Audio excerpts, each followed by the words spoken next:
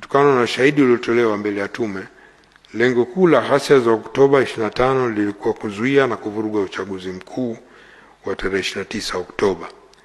Lengo hili linadhihirisha kupitia vitendo mbalimbali wafanya ghasia, ikiwemo kuharibu vituo vya kupiga kura, kushambulia askari kwenye vituo, mawakala na wasimamizi wa uchaguzi, kuharibu mali za wasimamizi wa uchaguzi, vitishio, madhara na mashambulizi dhidi ya wananchi waliojitokeza kupiga kura, kupora mali za wasimamizi wa kupiga kura, na pia kuna ushahidi kwa wale wamepiga kura na bado walikuwa na vidole vyenye alama ya wino, kukatwa vidole vyao au kujaribiwa kukata vidole vyao, na wengi wao walipa fedha ili wajinusuru kufanywa hivyo.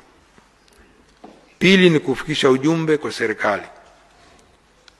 Kupitia ushahidi, taarifa na maoni, imekuwemo majadiliano na wataalamu wa uchumi, inaonekana kuwa kupitia ghasia za uchaguzi mkuu, vijana walioshiriki walipata mwanya wa kufikisha ujumbe kwa serikali kuwa wanataka kusikilizwa na kutatuliwa changamoto zao zinazowakabili.